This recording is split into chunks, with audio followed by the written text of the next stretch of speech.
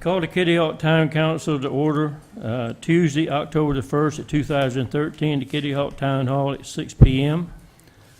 Want to welcome everybody out tonight, and we really appreciate you coming. The only way we can find out what you want is for you to tell us. So we appreciate you coming so we can listen to you.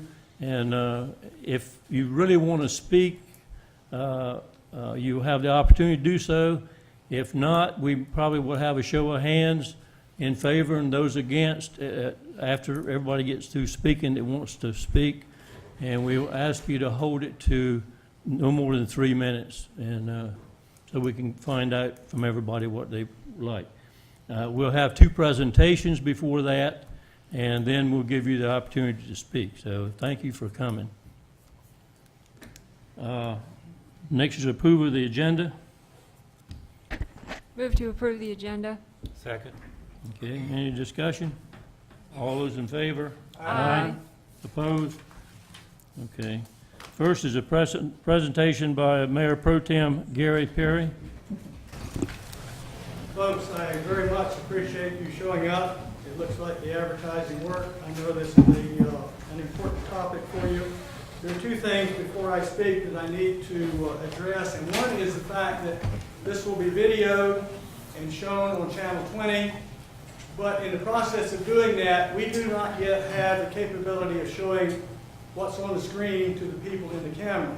So I'm going to be forced to kind of acknowledge to the screen people, the folks sitting at home later, what you're seeing onto the PowerPoint presentation. So please bear with me in that event. Ordinarily, I wouldn't go to that degree because I know you all read. The next thing I'll tell you is that this should be airing according to this Thursday, October the 3rd, between at 1 and 7, and then Sunday, October 6th at 1 and 7. So if you don't like it here, you can go home and watch it later. Now, the first slide I've presented to you tonight is the Ash Wednesday storm in 1962. And what you're looking at is a widely distributed photograph. It's the old Croatan Inn down in Kill Devil Hills. And you'll notice there's still some wide beach left, but you'll notice how far inland the water has flooded. We have that problem all the time here in Kitty Hawk. The reason I chose this one is because some of my earliest memories from the 1940s is of my parents discussing friends they knew having to constantly move oceanfront houses from the ocean side towards Highway 12. Some eventually gave up and moved to the highest hill available in Southern Shores. The point I'm attempting to convey is that beach erosion has been eating away at Kitty Hawk since before my lifetime, and retreat has been evolving from then to present. Homes moved westward towards Highway 12 can no longer move and stay on the ocean front. Short of abandoning 12 and the row of homes currently west of 12, our backs are literally against the high sand dune. I remember that vividly because the conversations vividly because one couple that my parents knew well moved up on a hill in Southern Shores, and my dad would take me bullfrogging in the ponds in Southern Shores, but we'd stop going over the hill and visit them on the way before night fell. So I remember that vividly. Now, the next I'm showing you is a recent picture, and it's a view of the beach, obviously at a flood tide, and it's just north of Pelican's Perch. I think everybody knows where Pelican's Perch is. And the reason I remember this is because in 1964, while stationed at Organ Inlet, we had a drill. It was one of these paddy-type drills where you drive the beach. I drove the beach from Organ Inlet all the way to the Virginia line. That's a long slog.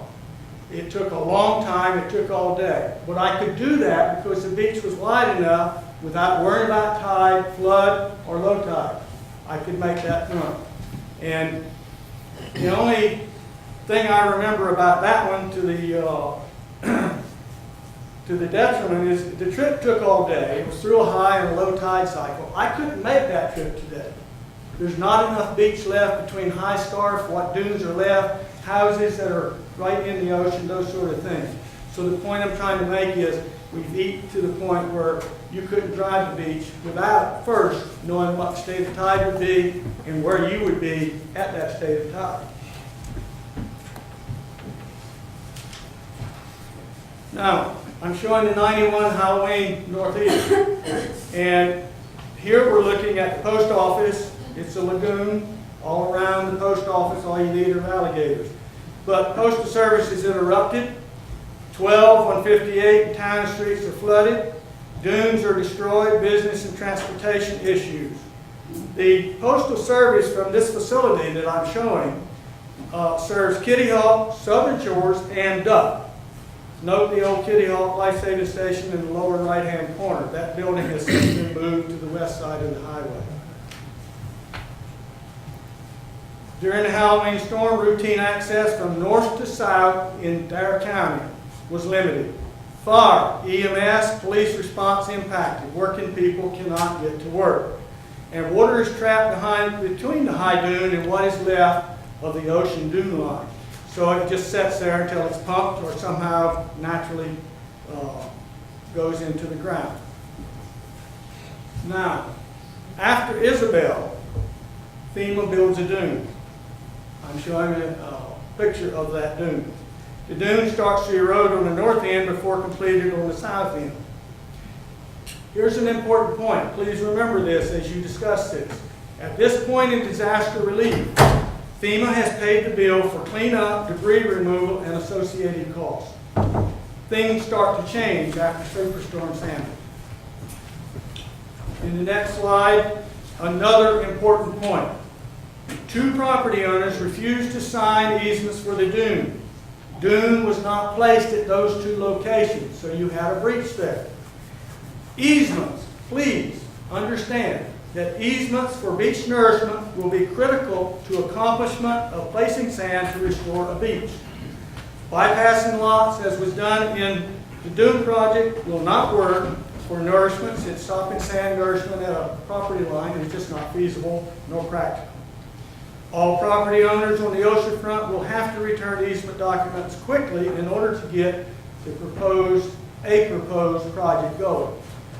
Everything north of Kitty Hawk Road, we do not have the kind of easements that would permit us to do a beach nourishment.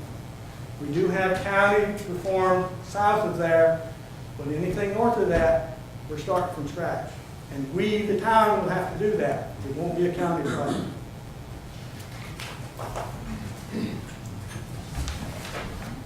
All right, now I'm showing a 206 Northeaster. It's a routine Northeaster with overwash. The Isabel Dune is long gone. The Isabel Dune was placed behind, east of, oceanfront homes where feasible. At present, there is no longer sufficient room behind most of the remaining oceanfront homes to place a dune, even if one could be funded. Overwash is more frequent, with even a moderate storm. I'm showing yet another 2009 Northeaster. Without outfalls, and Kitty Hawk does not have outfalls, and I don't see any in the near future. Without outfalls, the water sits, it becomes toxic unless pumped. Removal takes a long time. It exposes personnel to danger. And here's another important point. It prematurely ages capital equipment, trucks, pumps, all the things that are required to get that water out. So instead of replacing this equipment in a timely fashion, as long stretched out as you can, suddenly it's salt water eat away, and you've got a different problem. Hurricane Sandy. I'm showing a picture of Hurricane Sandy, 158 flooding again. 158 flooded worse this second time. 12 was under several feet of sand. The post office area flooded worse than after Isabel. It didn't go in the post office, but it sure come knocking on their door. Pumping takes more than a week. Traffic was finally routed through an uphill neighborhood that's certainly not equipped to handle normal 4-lane traffic. The whole episode became a bottleneck nightmare. During Sandy, we had a fire response. Here I'm showing a picture of firefighters wading in salt water to fight a short circuit started house fire. Areas of town between the highways have electrical and other services provided underground, often to improve community appearance. This places electrical transformers on the ground subject to immersion. Risk of electrical shock to emergency and cleanup personnel exists under flooding conditions. During Sandy, fire trucks and equipment worth over $1 million were swimming in salt water. I'm showing a picture of 2 fire trucks responding to that fire standing in water. That's salt water. The cost to taxpayer in premature repair or replacement of capital equipment is enormous. Public Works trucks running in salt water to place in 10 pumping systems at each overwash ages equipment at an accelerated rate. Here I'm showing Hurricane Sandy again with Highway 12, and I'm showing a picture of Highway 12 washed out around the Pelican's Perch while 158 is flooded. So you've got both of our major corridors closed down. The Highway Department moved sand from Highway 12 and rebuilt the dune in front of Pelican's Perch in that section, plus the road in that section of Kitty Hawk. My last one on Hurricane Sandy, it was a storm 200 miles offshore. It flooded Kitty Hawk from north boundary to south boundary. Flood removal and debris cleanup did not qualify for federal assistance. The state paid 75% of that cleanup. You paid the rest. This next one is March 2013, this year Northeaster, just the Northeaster. The restored dune from Sandy is washed away by a moderate Northeaster. I'm showing a picture of Pelican's Perch and what's left of that sand dune after it was put back. Highway 12 remains, but the next good Northeaster will take the rest of it, and overwash flooding between the highways is a sure bet. I think we can all be assured of that. Now, another important point. Removing floodwater and debris from the March 2013 flooding was fully funded by the town. There was no outside funding available to do any of that. Federal and state funding are becoming more difficult to obtain while storm-related damage is becoming more frequent. Does anybody notice a pattern here?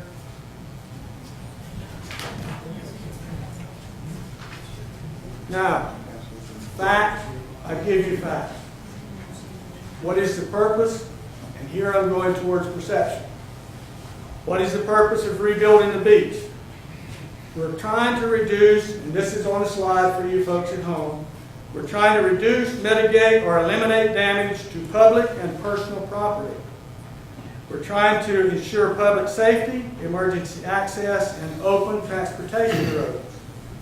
We're trying to preserve the 1/3 of the town, which acts as a breadbasket for the other 2/3 of the town. Storm damage in Kitty Hawk does not stay in Kitty Hawk. It affects the county. Perception. In this age of social media, when 12 or 158 are flooded, it has the same effect as tourism on problems with Bonner Bridge or Hatteras Island 12. To my mind, saving oceanfront homes or having wide beachings in Kitty Hawk are incidental to a far greater need. Other towns may be saving a tax base, but Kitty Hawk is trying to save the town and, by extension, the welfare of the Outer Banks. A couple of other things have come up that I don't have on the slide, but I'll mention them anyway. If a project is done and sand is pumped on the beach, homeowners would more than likely see a stop to beach pushes. It wouldn't make sense to continue doing that. The other thing that came up is how much the oceanfront is worth and how much it would bring in. Well, I'm going to give you some figures right now. These figures I've given, staff gave to us. We asked for them before the reevaluation or de-evaluation, whichever way you find it to be. Assessed property value of oceanfront at that time was $66 million, and a 1 cent tax brought in $6,676. And when you go down to between the highways, it was $459 million. 1 cent tax raised $45,000. Folks, without help, Kitty Hawk can never do this. We couldn't tax you enough to get it done. All right. So I thank you for listening to me. I tried to make some points for you to think about. They're important points, and they affect what you tell us you want us to do. And now we're going to ask Bobby to give you some facts and figures, and then we want to hear from you, because what you tell us to do, this council is going to do. Thank you.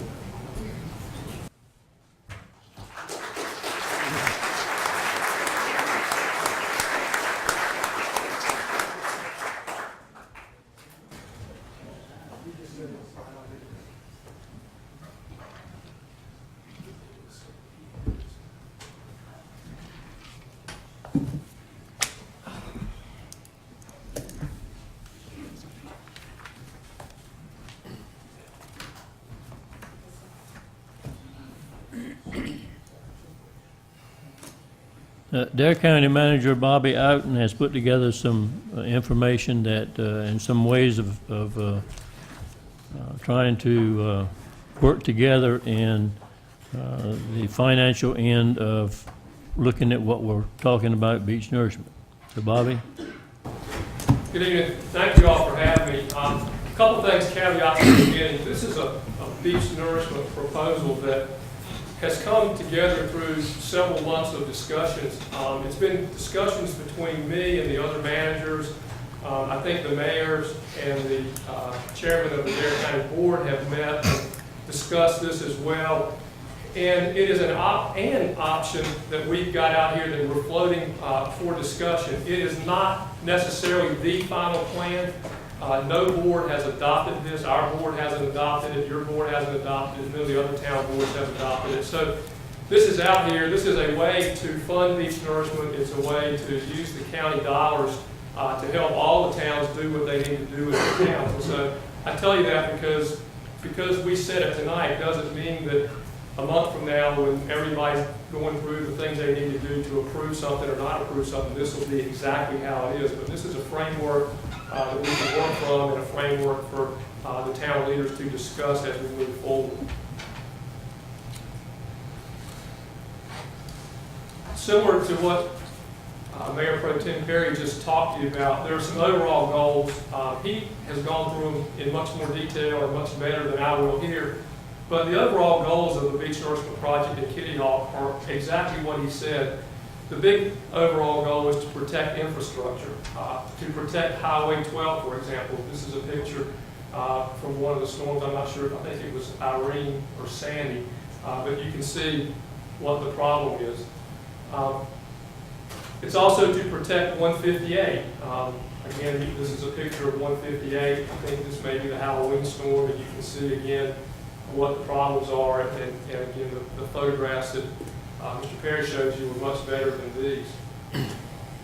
So when we talk about that, the overall goals for infrastructure protection on 158, 158 is a major artery for all facets of the Dare County economy. It doesn't just deal with Kitty Hawk, and it doesn't just deal with everybody in this area. For us in the county, it deals with everybody. When we have a storm, when we have a nor'easter, anytime we have water at the level that 158 becomes impassable, then all of a sudden our evacuation corridor is blocked. That's an evacuation corridor if we're having a storm, but it's also an evacuation corridor if we have some other event that we don't know about, a plane crash, an LP gas tank blow up, anything that would require us to move people quickly out of an area. If they have to come through Kitty Hawk, that corridor becomes blocked, and it creates major problems for us and for emergency management.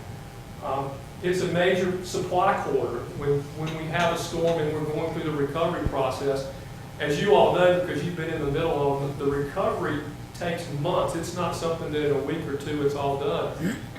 The longer it takes us to get 158 open so we can get the things down here that we need from our supply sources, the longer it takes us to get that recovery done. So it's a major supply corridor post-event that we need to keep open. And similarly, we're always pressed at re-entry time to get things cleaned up, to try to get our world back to normal as quickly as we can so that we can get our lives together, so that businesses can open, so that people can go to work and start making a living. Well, that's our re-entry corridor. And it's not just the re-entry corridor for Kitty Hawk, it's the re-entry corridor for all of Dare County. If you recall, way back in Isabel, when it was closed up here, people had to go to Manio and had to go all the way around through Elizabeth of the city and come back around just to get there. If you worked in Southern Shores and you didn't have that magic yellow pass, you were in trouble if you had to get to Nags Head. And so, again, having this reentry corridor open is important to Dare County and important to the people all over the county. Again, this is a picture that Gary showed you. Shows you sort of the problems that we have.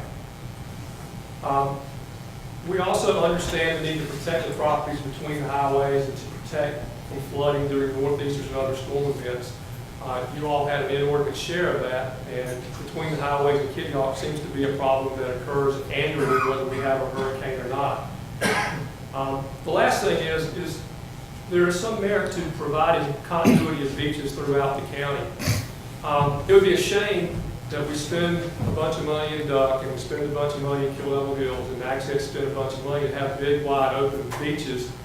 And every time the Weather Channel comes down here, they stand on the edge of Highway 12 with the ocean lapping at their feet, telling the whole world this is what Dare County looks like for our beaches. And so for our economy, for our tourist population, for the things that we do, for the reason that we're all here, it's important that the beaches in Kitty Hawk be viable and remain and are in keeping with the rest of what we have to offer in Dare County. Now, if you ask me, is that the primary goal? No, that is not the primary goal. Those infrastructure goals are the real big things that make it important. But that continuity of our beaches is an important aspect and something that we must consider.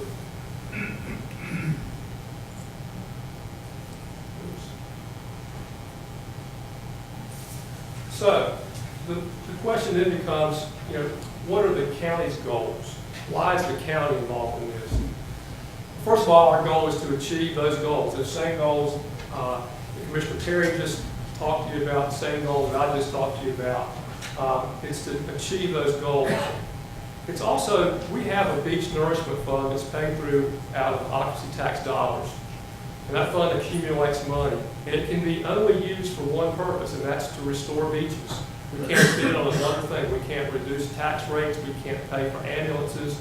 We can't do anything with that except put sand on beaches and restore beaches. And so our goal is to leverage the county dollars as far as we can among the towns and in the county to provide as much beach and as much sand as we can for as long as we can do that. And so what we're trying to do as we get further into this is leverage those dollars to help Kitty Hawk, but to also help the other towns put sand on their beaches and to do the things that beach nourishment is designed to do. In doing that, we recognize that there's going to be debt involved. And that debt has to have a mechanism for repayment. And the plan that we're going to talk about in a minute has that mechanism for repaying of that debt service. For Kitty Hawk, the town would pay a portion of that debt service, and the county would also pay a portion of that debt service out of the Beach Nourishment Fund. When it's all said and done, we're saying we need to keep about $8.8 million. It can be less than that, it may be more than that, but something right around that dollar number in the fund after we've spent all the money for all the projects to be done. So that if we get a storm in June or in May that shuts down our economy for the summer, we have a year's worth of debt service in there where we can pay the debt for all the projects going forward, and we don't have to worry about getting crippled by a storm that occurs in 1 year. So that's sort of our backstop against something bad happening early in the season. Or something happening in the late season when we don't get those dollars that we get this time of year in the fall. We have somewhere to go to make up that loss in capacity to pay debt. The other thing that we want to do is we want to, over the life of the project, these projects are going to be designed for about 5 years. We want to accumulate funds back in that beach nourishment fund so that at the end of 5 years, we're in a position to do this again if we need to. Right now, in the current plan, there's about $22 million that's going to be needed for a down payment to do these plans, to get all the towns going to do what we've contemplated doing. Under this plan, at the end of 5 years, we would have about $22 million at that time to do that as well. So if we lost everything that we put in here, and we had to do it all again in 5 years, given the same economic climate, given the same interest rates, we could do it all again because we would have that down payment just as we do now to pay that. If, as we expect, we typically you won't lose the whole project. It's designed to lose some of it if you're just doing a maintenance. Then we have a fund that we can distribute among all the towns, including NACSED, to help with their maintenance costs and put less impact on taxpayers when 5 years is up and the maintenance time comes for projects throughout the county. So we're keeping a substantial sum in the account at the end to do that with. The county has said and has maintained throughout that towns must contribute some amount to the projects. Some towns will have to contribute more than others. Commissioner Perry talked to you about your tax rate. Your tax value is smaller, your tax base is smaller, and your ability to pay is much smaller than some of the other towns. So we recognize that it can't be an equal distribution among the towns. What we did for NACSED, at that time, there were no other projects on the table. Nobody else had plans. Nobody else was doing the project, and so we were able to help NACSED substantially. There isn't enough money in the fund to do that, and the towns can't generate enough money within themselves to do that. And so some other formula has to be used, which is why the 75-25 split that was done with NACSED can't be done here. There just isn't enough money in the fund to accomplish that. In saying that, there's got to be some fair method of distributing the county dollars. The county really doesn't want to be, big brother and arbitrarily pick winners and losers and say, because it's our fund, we're going to do it this way because that's the way we say so. We're trying hard to work with the towns, with the town leaders to come up with some fair method to do this, and what we're going to present to you in a moment is one of those methods. And then finally, we have two other areas in the county that have similar problems. We have an area in Rodanthe at Merlot Beach that is well publicized. We have an area down at Buxton that's not as well publicized, but it is potentially similar to Merlot Beach if we have another significant storm down there. Those are our arteries down south, and we have an obligation to keep those arteries open for folks down south, just as we want to keep the arteries open for the folks up here. And so that's an important project to us as well.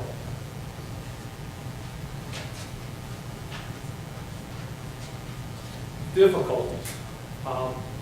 There are some difficulties in what we're trying to do. One of the things that's been difficult is timing. All of the Duck, McKillable Hills, and the Kitty Hawk project aren't on the same time schedule.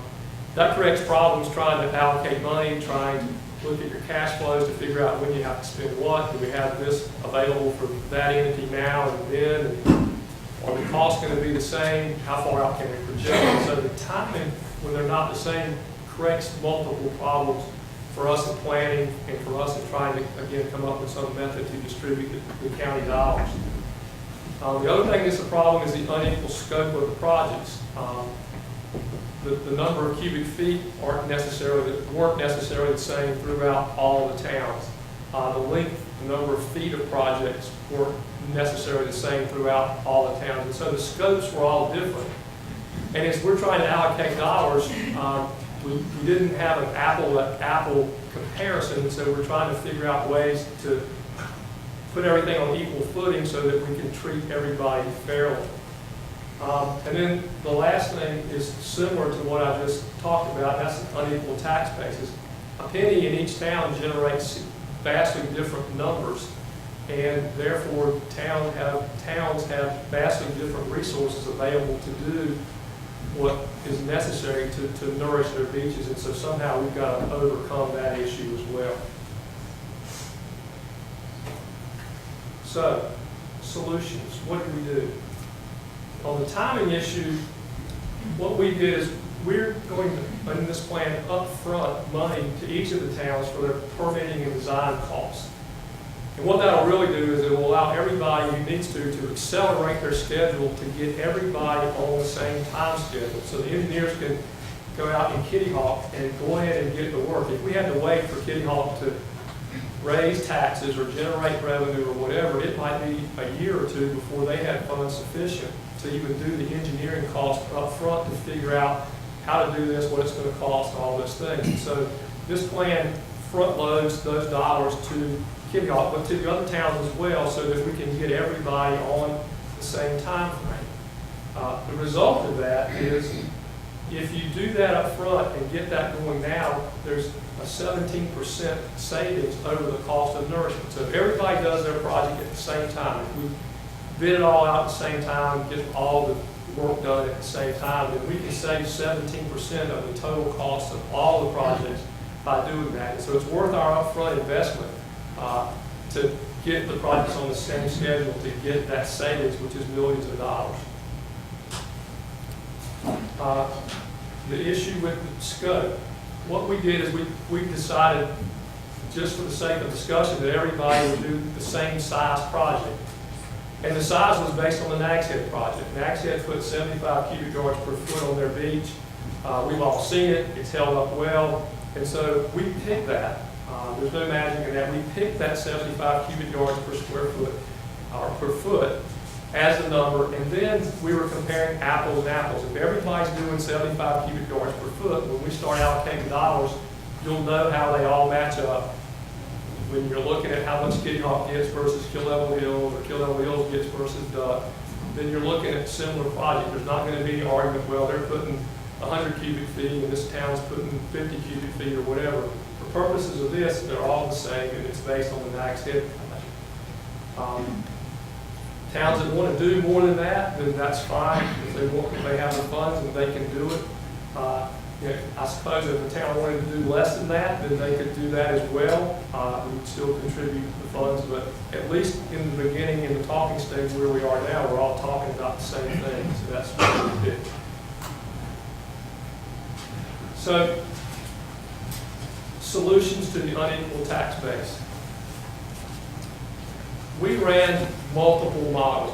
We had the financial folks run every kind of model we could think of to try to come up with a way to stretch these dollars in a fair way. The low relative value of Kitty Hawk versus the other towns made models that dealt with a certain number of dollars per square foot or a certain number of dollars per cubic yard would not work. Kitty Hawk couldn't raise enough money if we did that for their project. If they raised their taxes almost to the maximum allowed by statute, they couldn't afford to do that project if we tried to allocate the funds on some of those pro rata distribution methods. No model that we could come up with using those types of methods worked and allowed everybody to do their projects in what we thought was a reasonable cost. So what did we do? We went back and we looked again at the Nags Head project.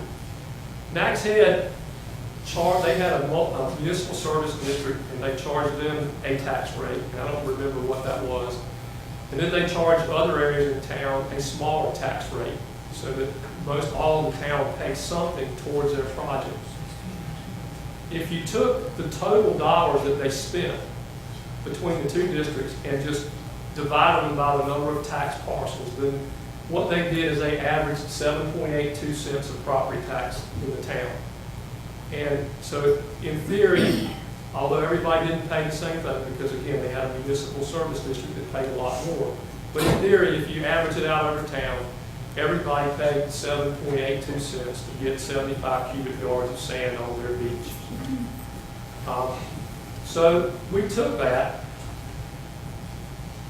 and we decided we'd try to determine what the county could fund up front with our upfront cash and our annual debt service, using that 17.82 cents in all three of the towns that now want to do a project. The towns would use the Nags Head model, where they would issue special obligation bonds to borrow their part of the money to get their part of whatever they needed. And the county would finance its projects using property that we have that we would pledge as collateral. The dollars we need for Rodanthe and for Buxton would not come up front out of dollars. All the cash that we have in the fund would be used for the town projects. The county would propose to pay for its projects by borrowing the money so that we wouldn't have to use up the cash up front, and because we have the capability to borrow when the towns may not. And then we pay the debt service out of each nourishment fund as we're doing with others.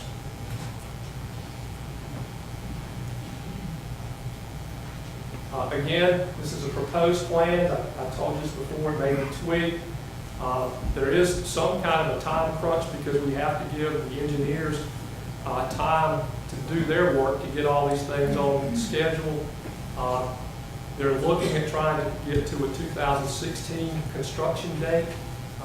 And to do that, they've got to get to work pretty soon. And so the towns have to make their decisions that they're either going to do projects or not do projects, and the towns and the county have to come to consensus on how we're going to fund them quickly in the next month or so in order to meet those kind of timeframes. Caveat, the dollars that you're about to see that I'm coming to in a minute are all based on the engineer's estimates of cost. They're also based on interest cost assumptions that we got from our financial advisors and projected market conditions that we got from our financial advisors. Obviously, all of those things can change. If they change as we get deeper into these projects, then we have to tweak what we're doing further to, again, make it work and to achieve the goals that we talked about earlier. So what does all that mean? This is, here's what you have. You have 3 projects.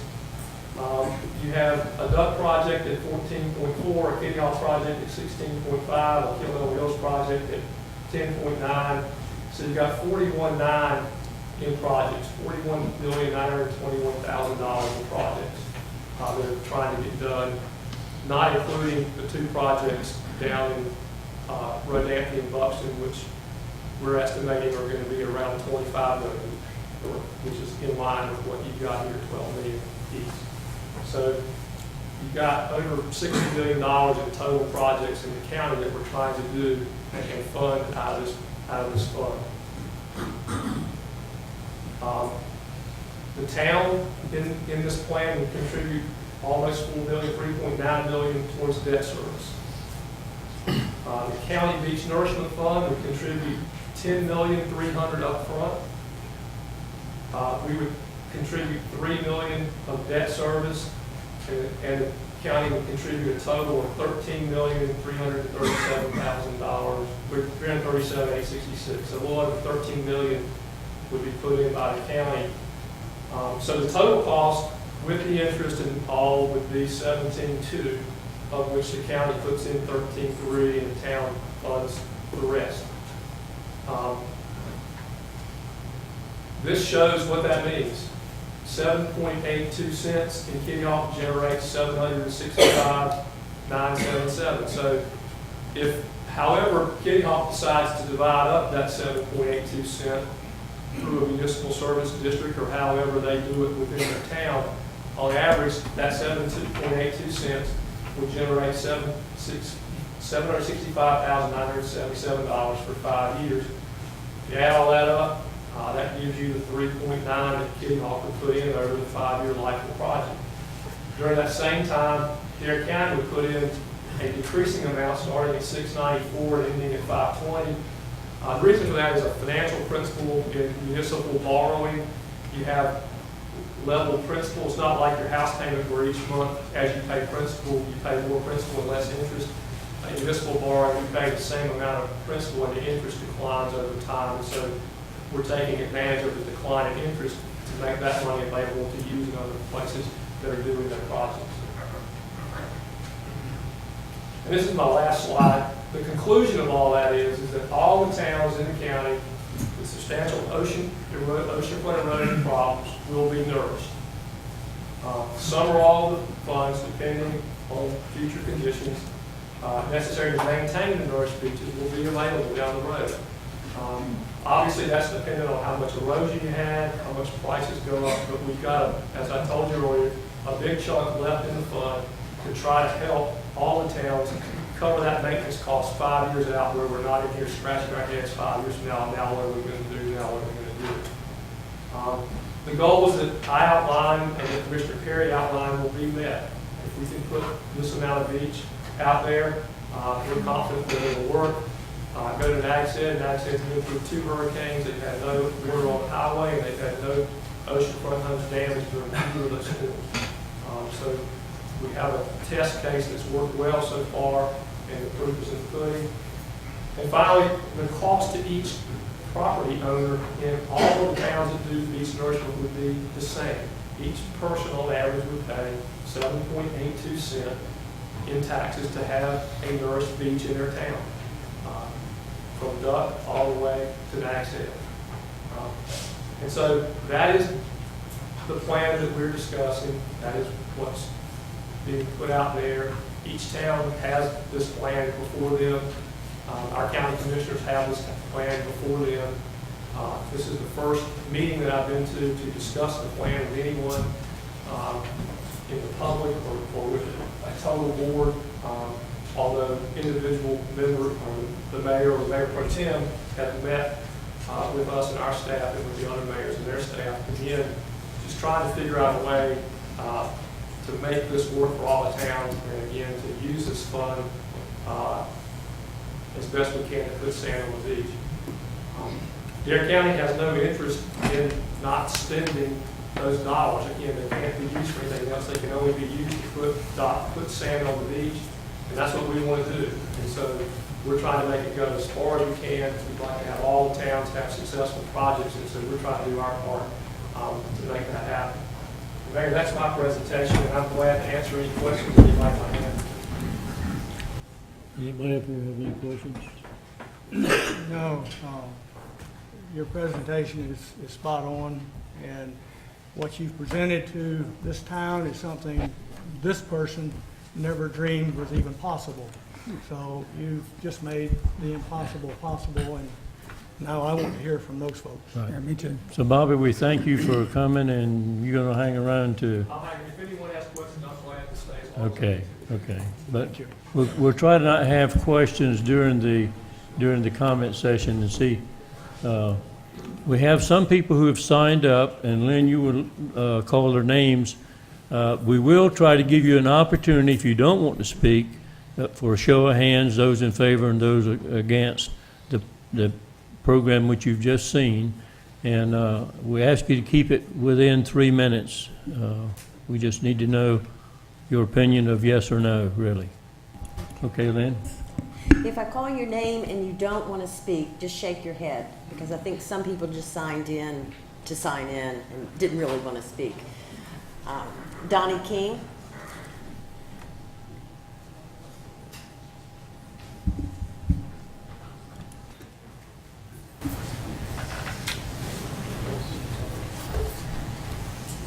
Hello, I'm Donnie King. I own Ocean Boulevard Restaurant. We occupy the original building for Virginia Dare Hardware. The building's been there since 1948. I also have a group called Better Beaches, OBX, which is really, working with everybody to kind of sort out the issues that we have with shoreline erosion and get to some reasonable steps to get us to where we need to be in the future. What I've determined so far, and what we've all spoken about, is that beach nourishment is a vital step to a stable future for the entire village of Kitty Hawk. Hurricane Sandy showed us not only what it does to Kitty Hawk, but that areas with a wider beach and more stable dune line can better handle mid-sized storms. We should work together to reach that end. There are upfront costs involved in protecting our infrastructure and enhancing our economy, but these costs are becoming more clear and sustainable, as you can see by the presentation that was just made. The cost of doing nothing is a frightening unknown. A positive step that has been taken is the implementation of the new pump station being installed on Hawk Street. It has a good, inexpensive way of providing access after a storm and allowing assets and infrastructure to dry out quicker. However, the real problem of flooding is still looming anytime the wind blows more than 40 miles an hour near Kitty Hawk. Until we have more beach to break up the waves and more established dunes to hold back the surge, our community will suffer not only in large hurricanes, but mid-sized storms and nor'easters as well. Many in our community, and now hopefully all in this room, are acutely aware of this ever-increasing risk. On the brighter side, if we work together to create a more sustainable future, We can expect many benefits, including better infrastructure and increased commerce. There are at least 600 houses on the east side of the bypass with their eyes on the decisions that we make in this regard. Many of them will want to renovate and improve their properties with a new sense of security.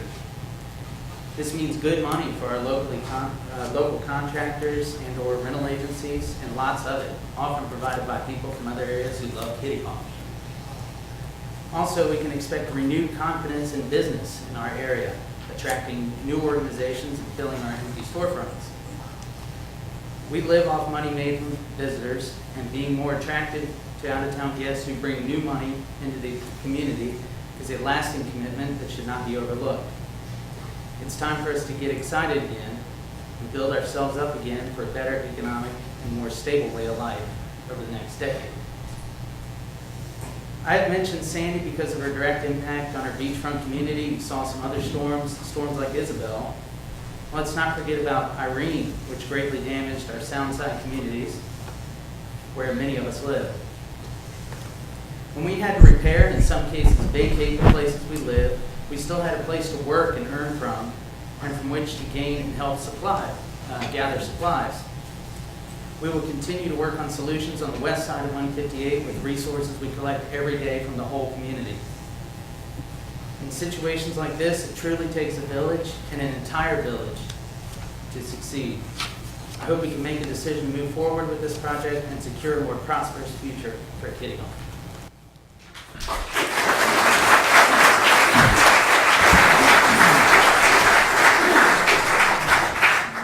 Can you hear what he's saying? Could you hear? You couldn't. Can we get the microphone closer so that and maybe could you tell if the tape's picking up, Lynn? Oh, yes. It is? Okay. I couldn't hear that as well.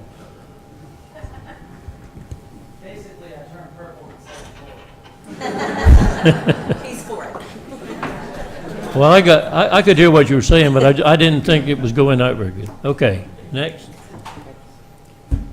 They keep telling them, call it out, there's 3 minutes. You're going way over. If you're going way over, yeah. Okay. Janet or Bill Holmes?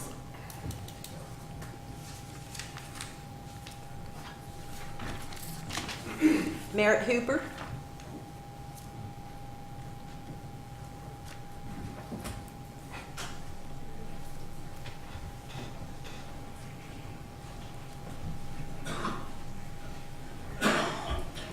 How y'all doing this evening?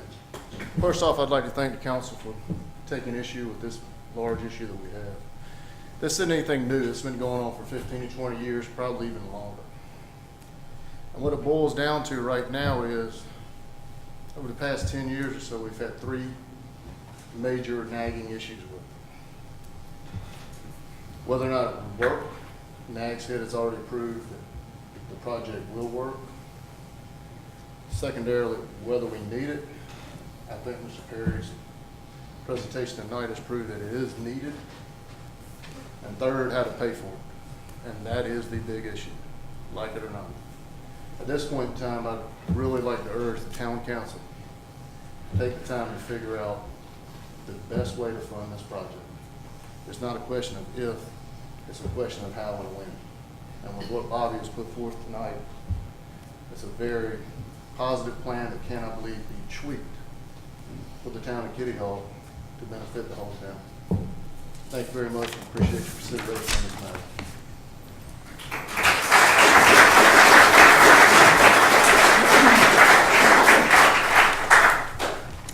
Deborah Sinkage? Everybody said what I wanted to say. Okay. Bill Foreman?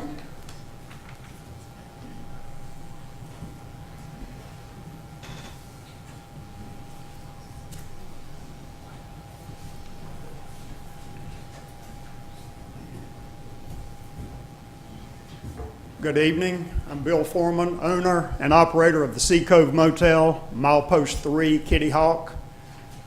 I'm going to be brief. I just want to go on record, along with my employees and all the people that stay at the Sea Cove during the course of the year, that we're definitely in favor of beach nourishment. It seems it's something that Kitty Hawk just has to do eventually, and the sooner the better. Nags Head's already done theirs, it works. If KDH and Southern Shores both nourish their beaches, we've also got to do ours. Thank you.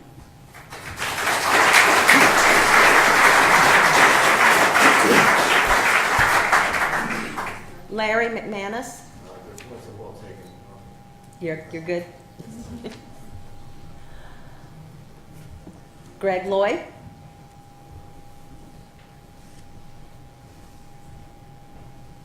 Good evening, council. Thank you for having me here tonight.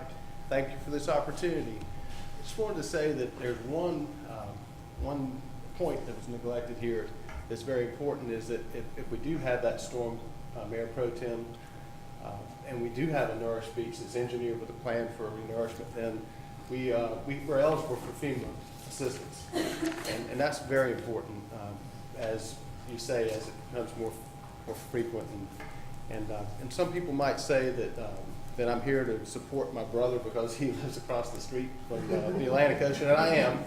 But I'm also a property owner in Kitty Hawk, and I've been watching this for a long time, and I want to say this is Kitty Hawk's golden opportunity, and I really hope they take advantage of it. So thank you, sir.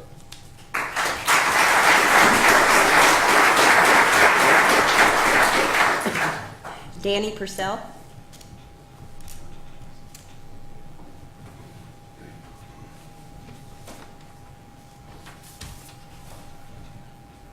Yeah, I'm Dan Purcell, and I live on Barlow Lane on the west side, over by the bridge.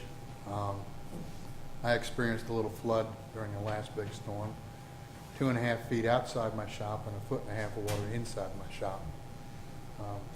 And I was there. I lived between the highways for the Halloween storm, and for 3 weeks I had 2.5 feet of water in my front yard and under my house. I want to thank Mr. Perry, and I want to thank Bobby for that good presentation. I had one question for Bobby on the 7.92. Is that per $100 value, or okay? All right, thank you. That's good. I think the proof is in the pudding. The evidence is in. What happened down in Nags Head, I do some deliveries down there, and when I saw that beach this summer, my mouth dropped open. I couldn't believe how beautiful it was down there, and we have that opportunity here in Kitty Hawk. So I'm very much in favor of beach nourishment.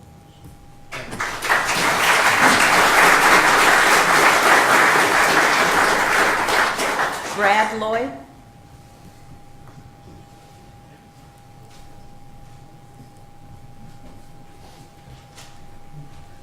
I have owned property and made Kitty Hawk my home since 1975. If beach renewal was free, we would all welcome it with open arms. I hear rumblings of retreat. If we retreat, what will we leave behind?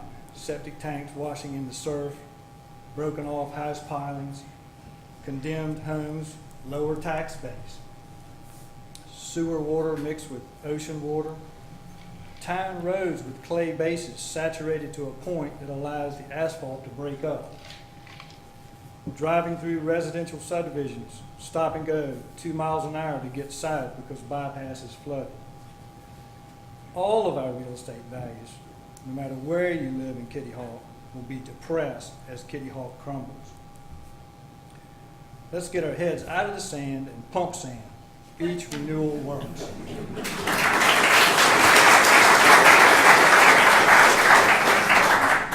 Let's not retreat.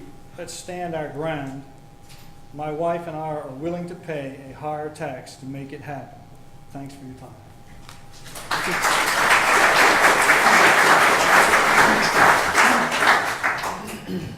David Nemeth? You okay?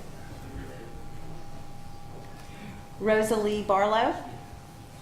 Can I be a Rosalie Barlow? Oh, yes, sir. I'm the other half of Rosalie.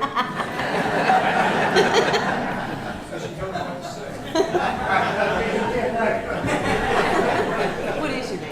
Thank you, Randolph Barlow. Okay. I was listening to my wife was speaking at a prepared presentation. I just heard one presentation. She didn't want to speak. I did. Married Hooper just got up here. and spoke in favor of this 100%. I bought Murray Hooper bulldozers, trucks. I hate to think what I paid Murray Hooper for pushing sand for me. Murray Hooper stand up here for his community, cut his own throat. I have paid him, Murray Hooper, a lot of money. Murray Hooper has done me a good job. But that man just spoke up here for this community, not for himself. He just took money out of his pocket and threw it in the floor. Think about it. Thank you.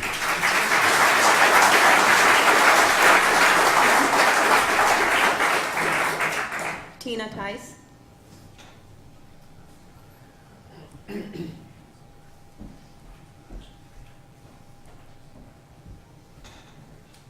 Good evening. My name is Tina Tice. I live on the Woods Road, and I own Wright Property Management in Kitty Hawk here with my family.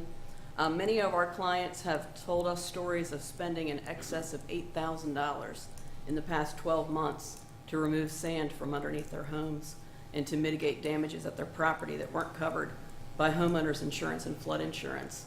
I know these property owners have all told me they have no problem paying more in tax to protect their property.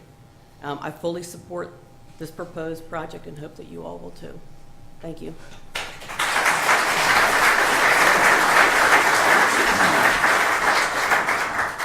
Bill or Brown, or Nancy Brown, Mary Brown?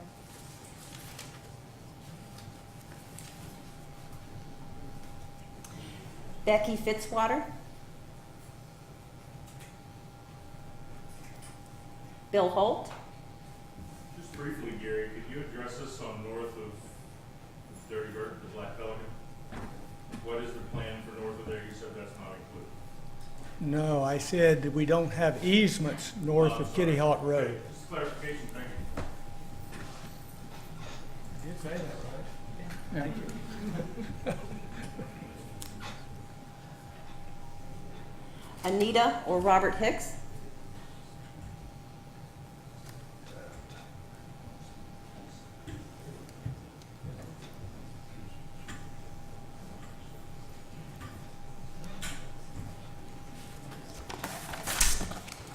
My name is Robert Hicks.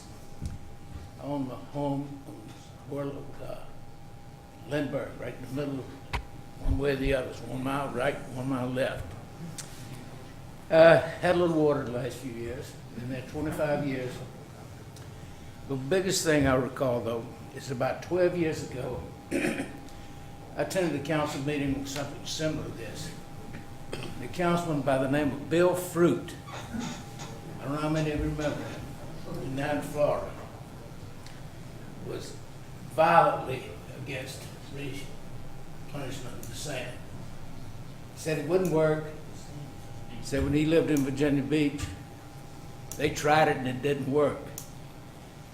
But if you'll call anybody in Virginia Beach, especially Sandbridge, which is the northern part of the Outer Banks, by the way, Sandbridge used to be able to drive all the way up.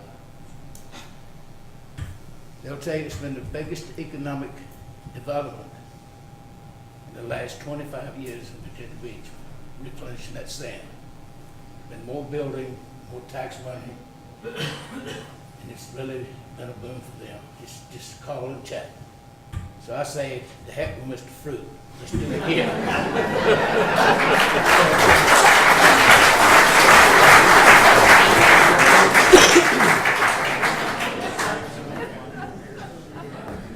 I didn't see that one. Does Mrs. Hicks wish to speak? Okay. Ray and Sandy Midget? Bob Perry?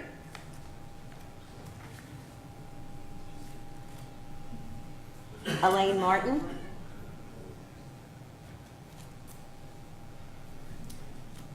Hugo Lee?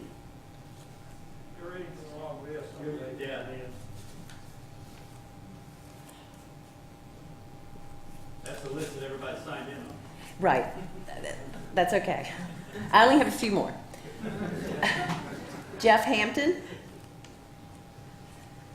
Tim or Jan Moore. And Fran and Fred Mitchie.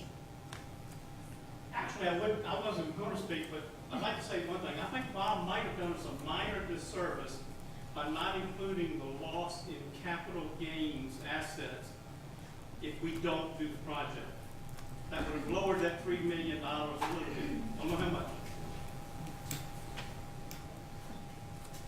That's all that have signed up.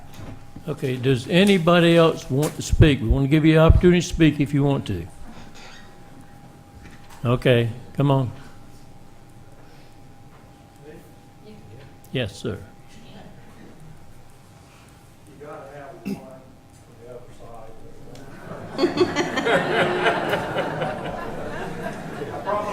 I promised my wife I wouldn't get up here tonight. I promised I wouldn't say anything. But I'm Ray Midget.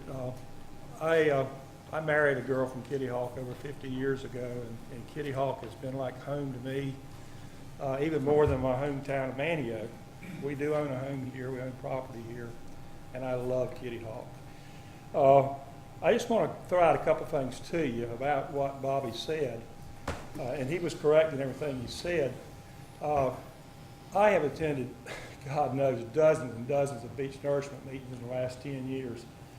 And I can tell the board here, and I'm glad everybody's out, but without fail, every meeting I ever went to, the attendance was 90%, 10% by people in favor of beach nourishment.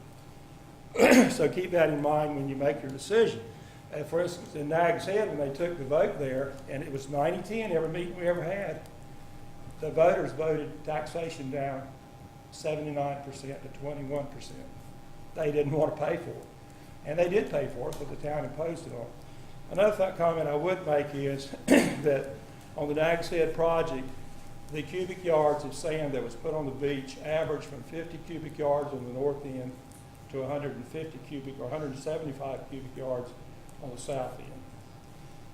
What they are proposing is 75 cubic yards, which is, and Kitty Hawk's beaches needs nourishment more or equally as bad as Nags Head's south portion. So they do.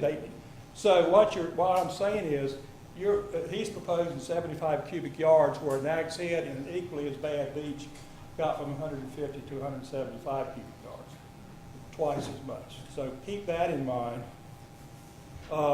That's it. The oceanfront property, if you put 7.5 cents on them, which I know you're going to put more, it'll bring in about $50,000 for the entire oceanfront. That's how much property tax 7.5 cents will bring in. So, I mean, I know you folks are willing to pay, and I admire you for it. I don't know what it'll end up on the people in the village. It'll be a heck of a lot more than 7% on the ocean. It almost will be double, I suspect.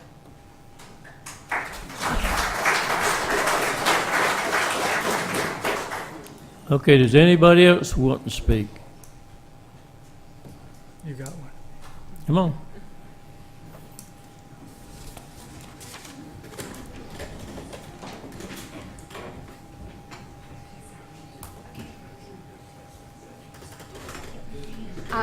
Thank you, Council, for addressing this. My name is Kathy Nesbitt. I own a townhome. It's a rental property in Sea Dunes, which is the townhome community between the highways, milepost 4.5. We're 82 townhouses.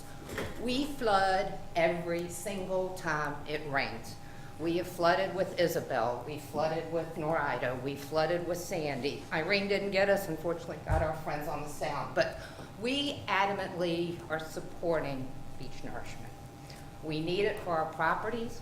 We need it for our rental community. We are primarily, I think, out of the 82 homes, 10% are full-time residents. Everybody else, we are income-driven community. So thank you. We want to support this, and I've got the backing of probably 45 of the owners, maybe more.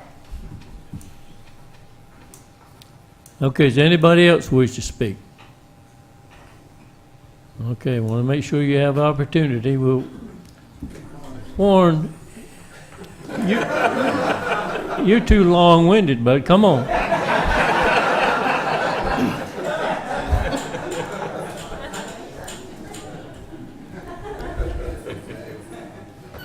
He's the chairman of the county commissioners, and he's the one who's going to have to give us the money, I think. So we'll have to listen to him. Mayor, I couldn't come into your town and not our town and not speak, sir. Do appreciate the opportunity that you've afforded our residents to come before you tonight and talk. And Mayor Pro Tem Perry, outstanding presentation. I told Greg that those of us who have been working on this for 25 years couldn't have said it any better, and I appreciate that. And I don't want to get his head too big, but Bobby did a great job.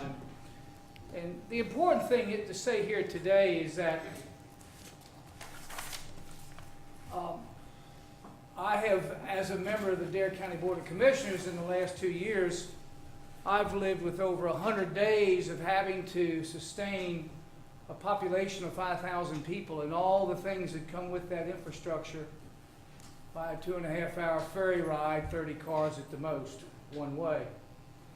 And not to be a black cloud and predict gloom and doom here, but as we tried to navigate the floodwaters last year, it is just so evident the points that Mayor Pro Tem Perry made and Bobby Alton made about the infrastructure is what has driven this project and the county's interest in helping Kitty Hawk to the full extent of that fund that we can. So it is great to hear the response from the folks that have taken their valuable time out of their schedule tonight and come and to be willing to stand up and be counted. And it's good to hear that. And I don't envy you the decision y'all need to make, because at some point in time you have to put a price tag on it.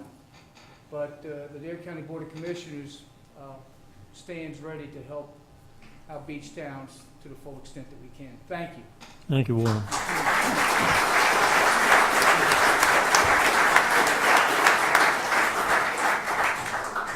Okay, does anybody else wish to speak? If not, we're going to have a show of hands. Okay, all of those in favor of the program you saw tonight, would you raise your hand so we can... Okay. Now, put your hands down. Those that oppose the program you saw tonight, would you raise your hands? Okay, thank you. I hope everybody had an opportunity to speak, and we appreciate you coming, because we don't know what you want unless you tell us. So it's been a pleasure to have you here tonight. Very organized, very well, and I want to thank you for coming, and hope we can make the right decisions to do what's best for Kitty Hawk.